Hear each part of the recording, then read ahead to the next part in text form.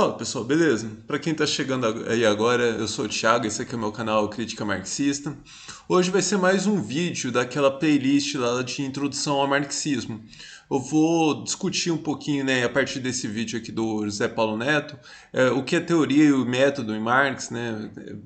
Vai ficar bem claro, né, como que é. Essa discussão é bem mais embolada dentro da tradição marxista do que é, enfim, entre os weberianos, mesmo ali o que domina na economia, na economia política. Então, é uma discussão bem importante, né, dentro da tradição marxista. Como vocês já podem ver aqui, é um vídeo até meio longuinho, né, esse vídeo do Zé Paulo Neto, então provavelmente o meu vídeo vai ficar muito longo, então já de cara eu já vou gravar ele pensando em dividi-lo em duas partes, né? Mas eu quero fazer uma discussão um pouco mais tranquila, né, discutindo mais ponto a ponto, porque é uma discussão bem importante, né, e é legal para demarcar, por exemplo, acho que quem acompanha o canal aí, o pessoal mais antigo lembra, né, que eu não gosto muito de ficar falando em dialética, materialismo histórico, materialismo dialético, essas coisas, né, então eu vou até ao longo desse vídeo conseguir marcar, né, porque que eu acho, porque eu não gosto desses termos e tal. Bom, lembrando aí, quem está chegando aí agora, né, se gostou do vídeo, dá um like aí, se não gostou, dá dislike, pode me xingar também, que apreciamos críticas construtivas e não construtivas também. A gente aprecia qualquer tipo de reação. Se ainda não se inscreveu no canal, se inscreve aí, ativa o sininho para receber notificações de novos vídeos. Vamos lá. Uma teoria. Espera aí que eu comecei. O que Marx me dá é uma teoria da gênese, da consolidação, do desenvolvimento e da crise da ordem burguesa. Mas isso aqui é um primeiro pontinho que eu queria marcar, né? Que ele tá falando, não, que o Marx dá uma teoria, né, do modo de produção capitalista. Obviamente que na medida em que se estuda o que os seres humanos, o que os homens fazem, há algumas, se chega a algumas conclusões, a gente consegue tirar alguns pontos que são mais universais.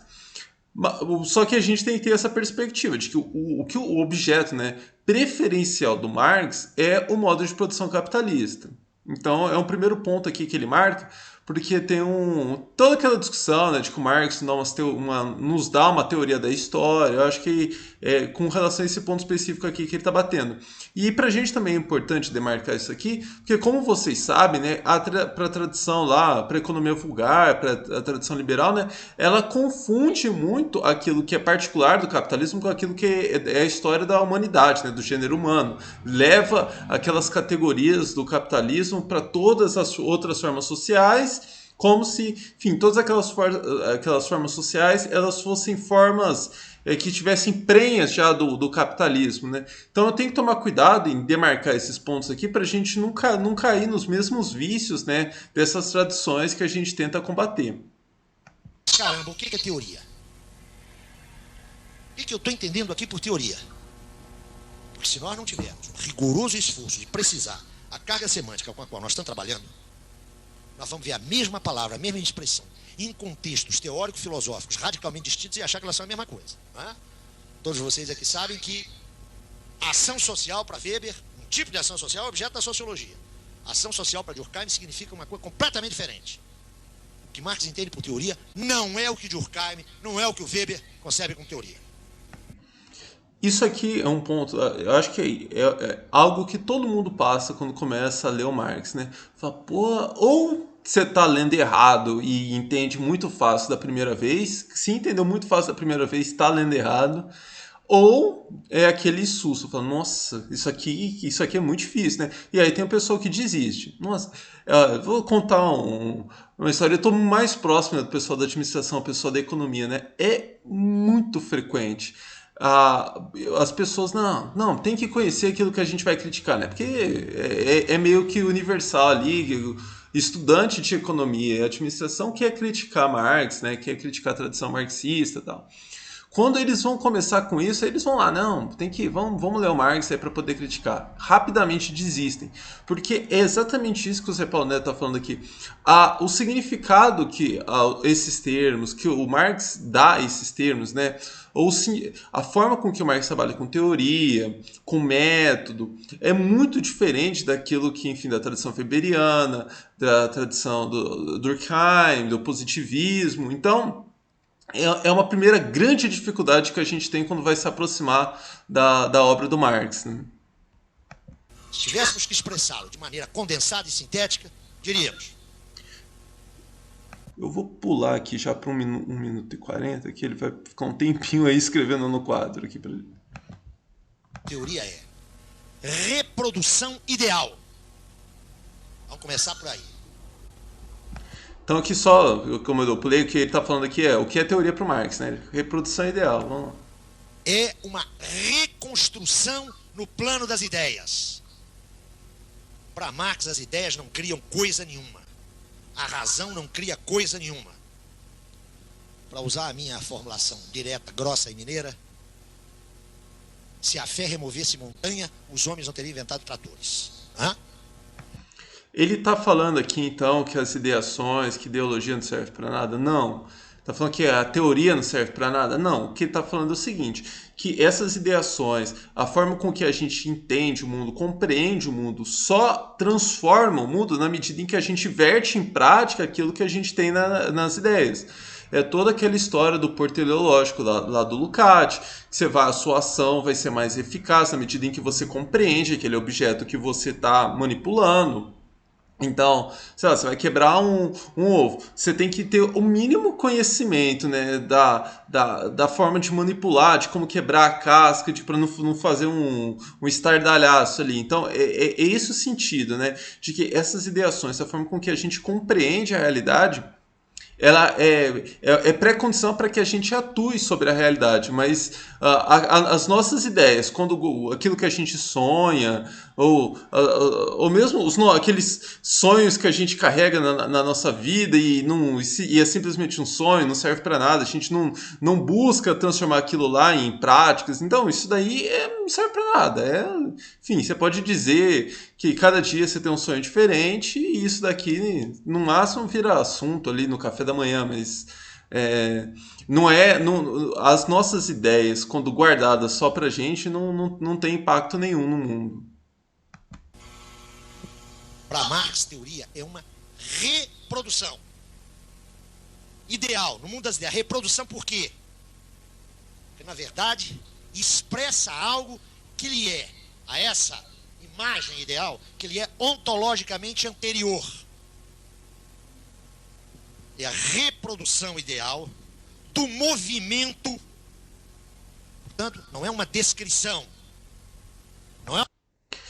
Só para marcar, né, como a diferença aqui também, como que o pessoal da tradição weberiana, o pessoal ali da tradição mais positivista, descreveria, ainda que se propusesse a descrever em termos parecidos aqui, né, de que a atividade científica como para capturar o objeto.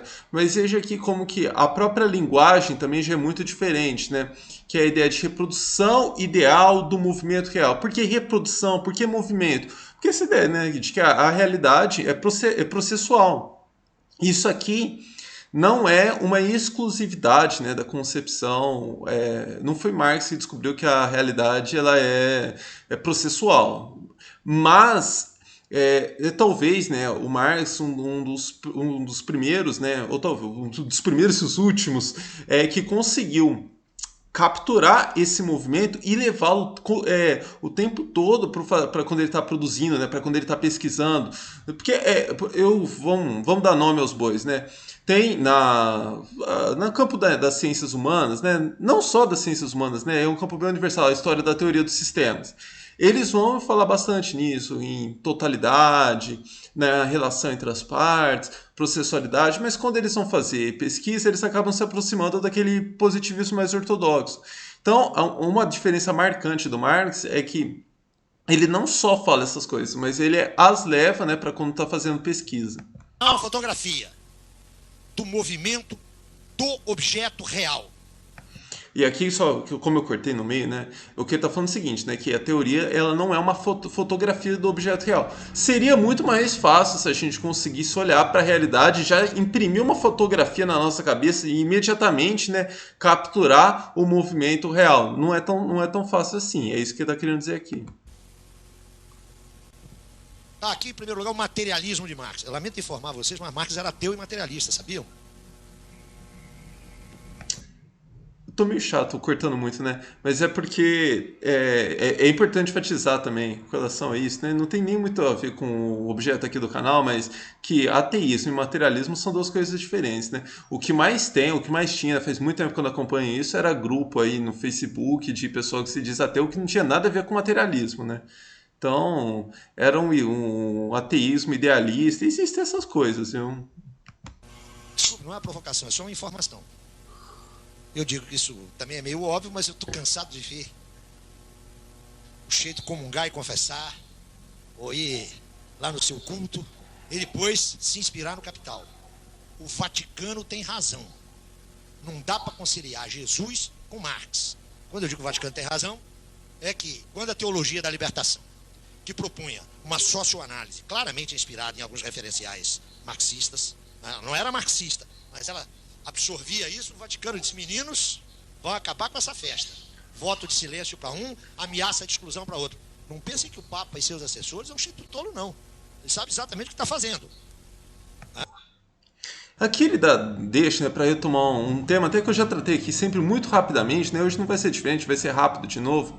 Mas essa história aí de como que o apelo moral, né, acaba às vezes se convertendo numa conversão ali, para utilizar naquele da fonte de religião, ao marxismo, né, dessa dinâmica que ele está falando. Normalmente, as pessoas que chegam ao marxismo chegam por causa desse sentimento de injustiça, né? De se revoltar contra essa injustiça, com esse mundo injusto, com essas, enfim, com essas claras as coisas absurdas que a gente vê no cotidiano, né? Isso cria, né, esse sentimento de injustiça e aí as pessoas vão procurar, né, na tradição marxista, uma forma de combater essas injustiças. Mas aqui o que ele está falando é o seguinte, né? Na medida em que as pessoas se aproximam do marxismo, há essa possibilidade de avançarem, de adentrarem no materialismo, e há vários pontos que vão se chocar, né, com essa dinâmica, com essas narrativas ali religiosas. Mas nem todo mundo que chega ao materialismo se torna ateu, né? Como eu falei, são duas coisas diferentes. Eu sou ateu e materialista, mas conheço muita gente aí que é materialista até bastante consequente, né, e não chega ali até o ateísmo, né? Eu não costumo entrar tanto assim nessa polêmica, embora eu acho, né, como eu falei, eu sou ateu, eu acho que, enfim, é meio difícil conciliar as duas coisas, mas há quem concilie. O vírus do ateísmo começa comendo pelas bordas, e há que reprimi-lo. O materialismo de Marx está aí. Nada se passa aqui sem que se tenha passado ou esteja passando aí. É só isso que é o materialismo de Marx. Não existe teoria sobre aquilo que não existe. Não existe teoria sobre aquilo que não está em processo. A teoria de Marx é a reprodução nas ideias disso aqui, ó. Agora, por favor, reprodução não é espelhamento, não é cópia. Então, aqui ele volta de novo àquela história da fotografia, né? Porque não é espelhamento, né? Reprodução. Porque essa atividade, a gente vai discutir isso até mais longamente ao longo desse vídeo, né? A atividade científica, ela infelizmente é muito mais difícil do que simplesmente olhar para a realidade e acontecer um espelhamento daquela realidade quase que automaticamente, né? No seu cérebro, né? É um processo que você tem que ir lutando com a realidade, pesquisando, um processo muito mais laborioso para conseguir reconstruir, idealmente, aqui a interconexão entre das diversas categorias, das diversas determinantes da própria realidade, né? É um processo muito mais difícil, muito mais laborioso. O suposto marxiano, aliás, herdado de Hegel, é que a factualidade, a empiria, é o ponto de partida do conhecimento. Não há conhecimento que se inicie senão a partir da expressão fenomênica. Mas o fenômeno... Só para amarrar com aquilo que eu falei, por exemplo, essa história de como que as pessoas se aproximam do marxismo, olhando para a realidade com aquele sentimento de injustiça. Mas isso daqui é uma questão ali que a gente ainda está no plano moral, no plano político. O que é a ciência? A ciência é justamente na medida em que a gente tenta transcender essa forma, a forma com que essas coisas apareçam, para entender por que elas são desse jeito, né? Esse movimento de buscar a essência das coisas. Então, aí é aqui que vem todo esse movimento científico. Fenômeno, ponto de partida do conhecimento, a aparência sem a qual não existe conhecimento. O conhecimento se inicia pela aparência e, portanto, ela não é descartável, não é uma coisa secundária, mas ela não esgota a estrutura do processo de que é sinal. É só fazendo uma propaganda aqui, o pessoal que está acompanhando o mini curso lá sobre as crises econômicas, vocês podem reparar que eu escolhi, isso aqui não é uma obrigação, mas a forma que eu escolhi de apresentar o conteúdo é justamente partindo dessas questões mais aparentes e indo para as questões mais essenciais. Então até quem está acompanhando lá, ainda que as questões mais essenciais mesmo, ainda não cheguei lá, falar das grandes tendências, né, seculares do capitalismo. Mas quem estiver acompanhando o minicurso lá vai conseguir reparar isso, né, de como que eu vou caminhando dessas questões mais aparentes para as questões essenciais. Mas isso aqui é só uma curiosidade, né? Porque são dois movimentos. Aqui ele está falando do movimento de aprender a realidade. Depois que você aprende a realidade, tem a forma como que você vai expor isso em livros, artigos científicos, né? Então, em aulas, a forma, aqui a gente não vai discutir muito essa forma de exposição, não. Foi só uma curiosidade. A hipótese marxiana, não é hipótese, o pressuposto marxiano é o seguinte, aliás textual: se a aparência dos fenômenos coincidisse com a sua essência, toda ciência seria supérflua. Aí bastava olhar, não é? Eu olho, não é por acaso que o professor Boaventura de Souza Santos, insigne representante das tendências pós-modernas no âmbito das ciências sociais, escreve com a maior tranquilidade que a epistemologia pós-moderna suspeita da distinção entre aparência e essência. Nele, isso é coerente. Ele acha que basta olhar. Hoje, na verdade, a gente enfrenta dois problemas. Esse superempirismo, né, de que a gente tem que ficar olhando, observando as coisas e descrevendo exatamente como a gente está vendo. Isso é ciência. Então, esse ultraempirismo, superempirismo, e tem também, né, então, a necessidade de quase se colar, né, a realidade, de você tem que ir ali e ser uma testemunha ocular dos fatos para poder fazer ciência de fato, né? E tem aqui uma outra concepção que é aquela completamente anti-empirismo, né? De que as coisas são discursos, são narrativas, não há nem realidade. Então são esses dois lados, né, que acabam caindo no mesmo problema em se fazer ciência. Mas são dois lados bastante diferentes, né? Esse ultra-empirismo e um completo anti-empirismo, né?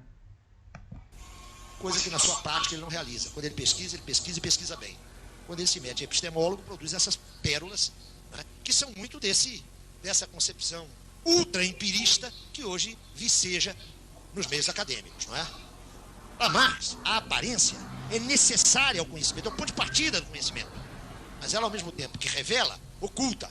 Ao mesmo tempo que mostra, ela esconde. Portanto, não se trata de um espelhamento. Se trata de romper, de ir além da aparência para localizar o movimento essencial, para localizar a dinâmica estrutural. Porque ele está dando exemplos, né, de como que isso é difícil, não é? Seria muito mais fácil fazer ciência se fosse só uma questão de colocar a cadeira ali e ficar observando. Sabe aquele tipo de pesquisa lá que você fica observando? Isso na administração é muito comum, né, de ficar observando o comportamento do consumidor. Então fica uma pessoa lá dentro de um restaurante observando como que os consumidores se comportam, se eles chegam, quanto tempo que eles demoram para pedir comida, se primeiro vão pedir uma água, se já vão tomar cerveja, enfim. Esse tipo, para muita gente, isso aí, que ciência é isso. Não, isso aqui, ainda que, para fazer ciência, não estou falando que esse processo de observação não faz parte. Para determinadas pesquisas, esse movimento ele pode ser necessário. Mas o problema é justamente que fazer ciência, principalmente para discutir essas coisas aqui, mais valor, todas essas questões que a gente está discutindo aqui ligadas à crise, né, é muito mais difícil aprender de apreensão, né, da essência das coisas do que simplesmente colocar uma cadeira ali e ficar observando. E é evidente que essa reprodução não se faz independentemente da natureza do objeto. Vamos ver se a gente se entende. Se essa concepção de teoria é verdadeira, isto significa que o sujeito que pesquisa, que o sujeito que vai produzir teoria, ou seja, o sujeito que vai investigar e reproduzir, reconstruir, idealmente, o movimento do objeto, este sujeito tem que ser, a expressão é essa mesmo, fiel ao objeto. Ele tem que estar aberto ao objeto. Acho que eu vou encerrar a primeira parte, né, desse vídeo com esse último comentário aqui. Mas aí, como eu falei, né, eu vou fazer até o final dessa fala dele aqui, porque ela é bem interessante. Mas isso aqui remete lá àquele texto do Lukács, até, de Marx, o problema da decadência ideológica, né, que ele captura algo até que o Marx começou a capturar, né? Se vocês verem lá nos textos, nos prefácios do Capital, ele captura isso, né? De que há um movimento ali de que o pessoal Smith, o Ricardo, eles eram pesquisadores ainda que estavam abertos à realidade, né? Eles conseguiam, na medida em que eles estavam pesquisando, estarem abertos ali aos rumos das suas pesquisas, né? Então, se as pesquisas deles apontavam numa direção, eles não falavam, opa, ali eu não quero chegar. Eles iam aos trancos e barrancos, se aproximando, então, do capitalismo, né? De como que é a lógica capitalista. Chega ali num momento ali, pro Lukács bate o pé ali em 1848, né? Como esse ponto de ruptura. Obviamente que a data não é para ser interpretada assim como uma virada absoluta, né? É um marco, né? As revoluções de 1848. Talvez cabe até um vídeo sobre isso aqui nos próximos meses aqui no canal. Mas então, o que eles marcam, né, é justamente no momento em que os pesquisadores, o pessoal que está estudando ali o capitalismo, não conseguem mais estar aberto, ser fiel àquilo que é o objeto. Então tem que criar uma série de recortes, criar uma série de obstáculos para poder continuar fazendo uma aproximação, porque veja, essa aproximação para entender o capitalismo, ela é completamente necessária tanto para quem quer transformar, como para quem precisa lidar com ele cotidianamente, nas empresas, os economistas. Então, o pessoal do mercado financeiro, né, trazendo para os dias atuais. Então, veja, alguma aproximação coerente, satisfatória, né, para entender os movimentos do capitalismo é absolutamente necessário, né, independentemente de onde que você está naquele espectro. Só que o ponto decisivo ali é que eles falam, bom, eu quero entender para poder manipular, para poder tirar maior lucro, né? Para poder, enfim, garantir uma estabilidade econômica. Quando a gente está pensando então nesse pessoal ali mais ligado, né, à economia vulgar. Na medida em que eles fazem isso, eles não podem estar mais abertos, completamente fiéis ao objeto, porque para estar aberto, completamente fiel ao objeto, como o Lukács aponta lá, né, depois de 1848, identificar os limites, os problemas que a ordem capitalista, os problemas inerentes, né, de desigualdade social, até como que ele vai obstacularizar, né, criar obstáculos para o desenvolvimento da produção, desenvolvimento tecnológico, para o aumento da produtividade, os problemas de superprodução. Então, analisar, estar aberto, né, aos movimentos do capitalismo, né, após 1848, é enfrentar esse tipo de problema. Bom, então eu vou encerrar aqui esse primeiro vídeo por aqui. Na verdade, eu vou continuar aqui no Reaction, mas para vocês que estiverem assistindo, eu vou encerrar por aqui. E nos vemos aqui na continuação do vídeo aqui, que vai ao canal aí depois de alguns dias. Um abraço, até a próxima.